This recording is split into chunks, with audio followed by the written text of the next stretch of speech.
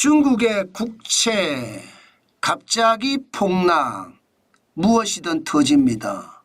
이 말이 여러분 맞을까요? 저는 솔직히 굉장히 걱정이 돼요. 기본적으로 이거 한번 보세요. 미국 10년물 국채금리거든요. 2024년 9월 18일 2.038%예요. 당연히 사상 최저죠. 일본을 제외하면 중국이 가장 낮습니다. 네. 9월 20일 0.047 조금 올라가기는 하지만 여전히 2점대에 머물고 있죠. 10년물 국채금리가 지금 2020년 11월 19일에 보면 3.335%까지 올라간 적도 있습니다. 그런데 이게 쭉쭉 떨어집니다. 이게 여러분 무엇을 의미할까요? 저는 이거 우리가 신중하게 봐야 된다고 생각합니다. 이것은 여러분 두 가지 측면에서 볼 수가 있습니다. 두 가지 측면에서. 두 가지 측면이라는 것은 하나는요. 이게 기본적으로 말입니다. 수요가 폭증한 거예요. 수요가. 국채를 사자 하는 사람이 많아졌다는 뜻이에요. 이거는 진짜거든요. 지금 중국의 디플레이션이 심각하잖아요. 그러니까 중국 경제가 무너질 수도 있다는 건 부자들도 짐작합니다. 그러니까 국채 사는 거예요. 가장 안전한 게 국채라고 생각하니까. 그래서 국채에 대한 수요가 굉장히 많아진 거예요. 국채에 대한 수요가 많아지면 여러분 금리는 떨어집니다. 국채에 대한 수요가 왜냐하면 공급은 한계가 있는데 수요가 많아. 그러면 이자 덜 줄게 살래? 액면가 할인율 덜 해줄게 살래? 이렇게 되는 거예요. 그런데 그게 너무 많다는 거죠. 수요가 굉장히 많이 몰린다는 거죠. 심지어 말입니다. 심지어 은행에 예금 적금을 부었던 돈까지 빼서 국채를 산다는 거예요. 예금 적금을 넣었던 그 돈까지 빼서. 자, 여기서 이제 문제가 하나 발생할 수가 있습니다. 어떤 문제가 발생을 할 수 있느냐? 여러분, 지방은행이 생각했던 것보다 돈이 없어요. 무슨 얘기냐고요? 정부가 돈을 풀잖아요. 그러면 그 국채를 누가 사느냐?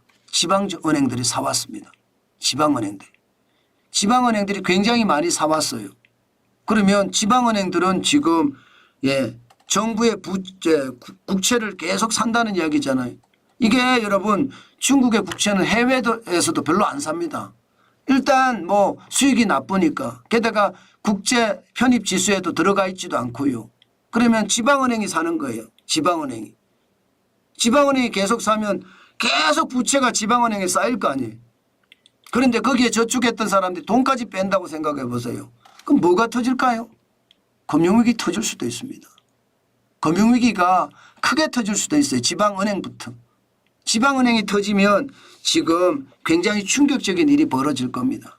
지금 중국 경제를 지탱하는 거 잘 보면 결국은 지방은행이 공산당 정권을 떠받치고 있습니다. 정부가 국채 발행하면 지방은행이 계속 사주니까 떠받치고 있어요. 그런데 여기서 돈을 빼서 예적금을 빼서 국채를 산다고 하면 이게 문제가 심각해지지 않을까요? 지방은행들이 줄줄이 무너지지 않을까요? 저는 그런 문제가 굉장히 크게 발생할 수도 있다고 생각합니다. 또 하나 수요 측면은 이렇습니다. 공급 측면은 어떨까? 수요가 많아지는 게 있으면 공급이 많아질 수도 있잖아요. 공급이 많아지면 정부의 부채가 얼마나 늘어나겠습니까? 계속해서 만들어내는 거예요. 계속해서 채권 발행하는 겁니다. 그럴 경우 말입니다. 사람들이 외면합니다. 외면해요. 외면하면서 야 채권 금리 낮춰줘. 금리 낮춰주면 내가 들어갈게. 파는 사람 입장에서 나 금리 낮출게. 죄송합니다. 금리 높일게. 금리 높일게. 많이 줄게. 이렇게 되는 거거든요. 금리 높일게 많이 줄게 이렇게 되는 거거든요. 그러면 국채가 공급 측면에서 많이 발행이 됐을 때 이때가 저는 기본적으로는요. 금리가 올라갈 수밖에 없고요. 그리고 적게 하면요. 적게 하면 수요가 적으면 금리가 내려갈 수밖에 없습니다. 지금 현재까지는요. 과거보다 줄어들었다는 의미도 해석할 수가 있어요. 그런데 공급 측면에서 국채가 줄어들었다 이렇게 해석하기는 좀 무리가 따르거든요. 결국은 수요 축이 많아져서 국채가 떨어졌다거든요. 지금 중국은 돈 풀어서 계속 하고 있으니까 수요 축이 많아졌다는 뜻으로 해석합니다. 그러면 앞으로 지금 정부의 국채 지방은행이 무너졌을 때 어떻게 될까요? 저는 이거 지방정부가 먼저 무너진다고 봅니다. 결국 지방은행이 중국을 바치고 있는데 그 제1착으로 무너지는 데가 지방정부고 2착이 중앙정부고 3차가 공산당 정권까지도 무너질 수 있다는 거예요. 그 정도로 말입니다. 경제 자체가 지금 보세요. 중앙정부보다 부채보다 지방정부 부채가 훨씬 많죠. 중앙정부 부채는 30조 8,699억 위안입니다. 그런데 지방정부는 40조 7,400억 위안입니다. 우리 돈으로 따지면 중앙정부는 5,708조 원이고요. 지방정부는 7,534조 원입니다. 늘어나는 것도 지금 지방정부가 훨씬 빨리 늘어나고 있습니다. 이게 한계에 도달할 때가 안 생길까요? 저는 충분히 생긴다고 봅니다. 충분히 생긴다. 그럴 때 시장의 위협은 굉장히 커질 겁니다. 아마 부채 비율이 계속 올라가는 것도 문제고요. 정부 부채, 가계 부채, 특히 정부 부채가 너무 올라가는 게 문제죠. 결국은 시장에서 저는 터지는 조짐, 시장을 보면 나온다고 생각해요. 아무리 중국이 감추려고 해도 이거 쉽지 않을 겁니다. 중국 상하이 종합지수 주가지수 보세요. 지난 2월 5일에 2702.19까지 떨어졌었잖아요. 9월 13일에 2704.09까지 빠졌습니다. 많이 빠졌죠. 9월 20일에 2736.81까지 올라갔지만 언제든 불안합니다. 언제든 터질 수 있습니다. 결국 말입니다.